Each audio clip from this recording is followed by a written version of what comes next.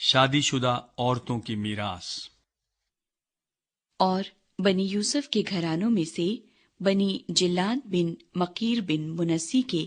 آبائی خاندانوں کے سردار موسیٰ اور ان امیروں کے پاس جا کر جو بنی اسرائیل کے آبائی خاندانوں کے سردار تھے کہنے لگے کہ خداوند نے ہمارے مالک کو حکم دیا تھا کہ کرہ ڈال کر یہ ملک میراث کے طور پر بنی اسرائیل کو دینا، اور ہمارے مالک کو خداوند کی طرف سے حکم ملا تھا کہ ہمارے بھائی سلافیہاد کی میراث اس کی بیٹیوں کو دی جائے،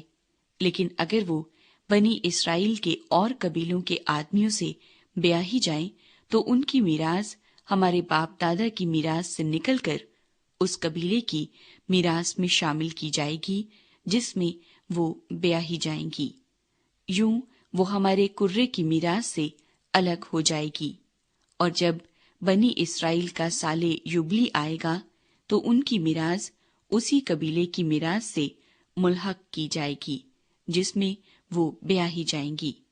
یوں ہمارے باپ دادا کے قبیلے کی میراث سے ان کا حصہ نکل جائے گا۔ تب موسیٰ نے خداوند کے کلام کے مطابق بنی اسرائیل کو حکم دیا اور کہا کہ بنی یوسف کے قبیلے کے لوگ ٹھیک کہتے ہیں، سو سلافیہاد کی بیٹیوں کے حق میں خداوند کا حکم یہ ہے کہ وہ جن کو پسند کریں انہی سے بیاہ کریں، لیکن اپنے باپ دادا کے قبیلے ہی کے خاندانوں میں بیاہی جائیں۔ یوں بنی اسرائیل کی میراث ایک قبیلے سے دوسرے قبیلے میں نہیں جانے پائے گی، کیونکہ ہر اسرائیلی کو اپنے باپ دادا کے قبیلے کی میراث کو اپنے قبضے میں رکھنا ہوگا، اور اگر بنی اسرائیل کے کسی قبیلے میں کوئی لڑکی ہو جو میراث کی مالک ہو تو وہ اپنے باپ کے قبیلے کے کسی خاندان میں بیاہ کرے، تاکہ ہر اسرائیلی اپنے باپ دادا کی میراث پر قائم رہے۔ یوں کسی کی میراث ایک قبیلے سے دوسرے قبیلے میں نہیں جانے پائے گی، کیونکہ بنی اسرائیل کے قبیلوں کو لازم ہے کہ اپنی اپنی میراث اپنے اپنے قبضے میں رکھیں۔ اور سلافیہاد کی بیٹیوں نے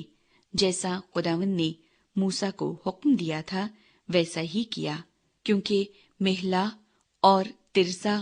اور حجلا اور ملکا اور نوآ جو سلافیہاد کی بیٹیاں تھیں وہ اپنے چچیرے بھائیوں کے ساتھ بیاہی گئیں، یعنی وہ یوسف کے بیٹے منسی کی نسل کے خاندانوں میں بیاہی گئیں، اور ان کی میراث ان کے آبائی خاندان کے قبیلے میں قائم رہی۔